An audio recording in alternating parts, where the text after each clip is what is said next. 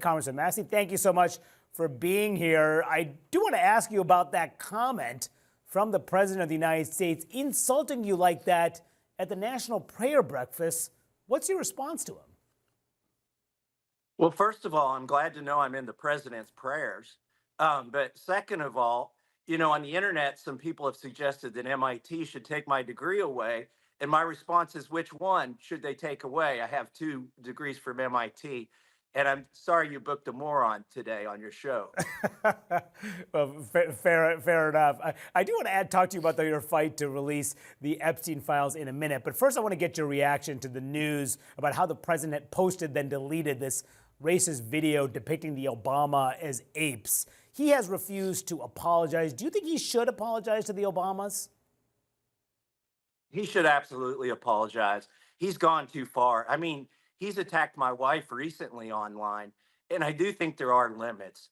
If for a while it's kind of funny, but once you pass certain guardrails, like attacking a man's spouse or getting into racist tropes, I think it's somebody at the White House, maybe Susie Wiles, needs to go to the president and just ask him for his phone and maybe ask him just to show him the tweet before he sends it out. Yeah, just to follow up on your wife, because it is alarming. He's multiple times he has gone after her in social media posts. I mean, how angry does that make you? It doesn't make me angry, but it's unfair to my spouse. I mean, look, Donald Trump was giving to Democrats when my wife was working for Right to Work and Campaign for Liberty, and Rand Paul, in fact, worked in Rand Paul's office over a decade ago, back when Donald Trump was still a Democrat. So I think it's wrong. Fortunately, everything he says about her is untrue, but it's beyond the pale. And people recoil when he goes to those racist tropes or when he attacks spouses. It's just uncalled for. Okay, so let's talk about the Epstein files. Of course, it was your legislation that requires the Trump administration to have released all the Epstein files by last December.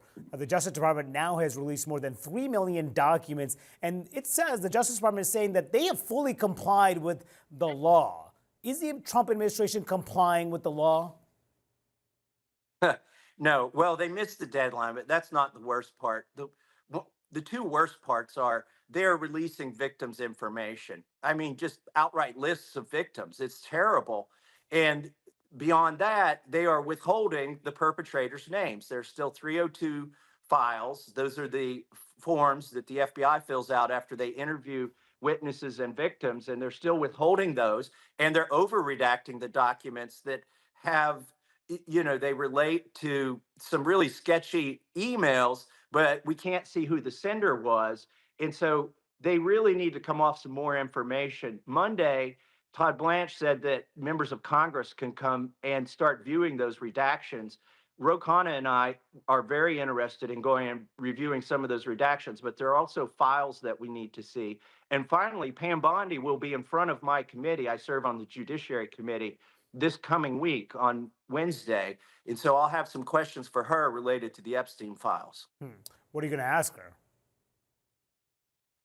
Well, where are the rest of the documents? Why did they release victims' names? They took extra time, they said, to be safe. And, what are these redactions? Now, we may get to see those redactions. Hopefully, we can go to the DOJ before she shows up on Wednesday and see how responsive they are to us in person. But, she's not, if you notice, they don't put her out in front anymore. They put Todd Blanche out in front, because she's been all over the map. She has no credibility on this. She said there's a ton of files. They're on my desk. I'm going to release them. And then she said there's nothing but, child sexual abuse material, and nobody wants to see that. And then she said, oh, we found a whole bunch more, and there are going to be more investigations. But what are those investigations, for instance? Yeah. And so there's a whole host of questions for her, but I'm glad that she's coming to judiciary. She hasn't been there since she's been attorney general. How are you gonna respond if they don't fully comply with the law? I mean, you had told me before that you may go to the floor and actually read the names of people on the alleged Epstein client list. Are you still planning to do that? I'm ready to do that if the victims want me to. They believe that the best way to get justice is to force the DOJ to release these names. I've already read one name in a committee with the FBI director there. That's Jess Staley. And again, he may or may not be guilty, but he's been accused by these victims, the lawyer tells me. And there are other names. I don't have them in my possession, but if the victims want to give them to me, I've expressed that I'm willing to do that. But again, the best way is to force the DOJ to release those names on those 302 forms.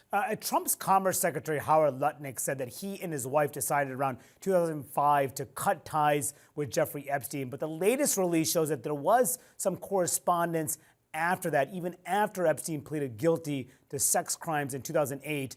What questions do you have about Lutnick's ties to Epstein, and should he come before Congress and testify? No, he should just resign.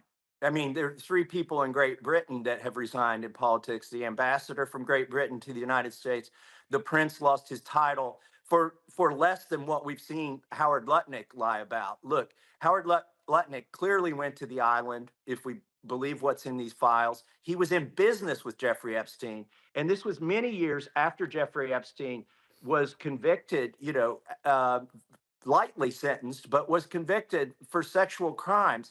So he's got a lot to answer for, but really he should make life easier on the president, frankly, and just resign. If this were Great Britain, he'd already be gone. And just for the record, the Commerce Department says that he had limited interactions with Mr. Epstein in the presence of his wife, has never been accused of wrongdoing. I do want to ask you about Trump, because his name has been mentioned more than 1,000 times in the Epstein files. Do you think that he should answer questions to Congress, to maybe even testify about what he knows? I wouldn't go there yet. I think that most of the men that are implicated in these files, they're billionaires, they're friends of Trump, they're people who are in his social circles. To get justice for the survivors, I want to see those men brought to justice. Ro Khanna and I have tried to keep this from being political. In some respects, we've failed. The Democrats want to make this about Trump, and the Republicans want to make it about the Clintons. I want to make it about the survivors and getting them justice and transparency. Mr. Massie, you are perhaps Trump's biggest target this primary season. He's tried to unite the party behind your opponent, Ed Galrine, and Congressman Andy Barr, a member of your delegation, has now endorsed your opponent. Trump has knocked off incumbents in the past by endorsing their challengers. How hard is it going to be for you to overcome the president and his MAGA allies in your primary? Well, look, I vote with the president 91% of the time. The 9% of the time my party is taken up for pedophiles, bankrupting this country, or starting another war, I don't vote with them. And they want 100% compliance. That's why they're trying to take me out. It's really about keeping my colleagues in line. They're under no illusion that I will snap back into line because they're spending millions of dollars against me. It's going to be tough, but I'm going to win. I did notice that at one of his statements, the president had been saying I was polling at 6%. Now he says I'm at 9%. So I'm glad to see I've gone up 3% in his polling. The thing is, he just pulls those poll numbers out of thin air, and my polling shows that I'm winning in spite of millions of dollars being spent against me by the Epstein class, Miriam Adelson, John Paulson, and Paul Singer, who are showing up in these Epstein files. They're 3 billionaires from New York and West Palm Beach who are trying to fund this effort against me. All right, we'll have to leave it there. Republican Congressman Thomas Massie of Kentucky, thank you so much for joining me. Really appreciate your time.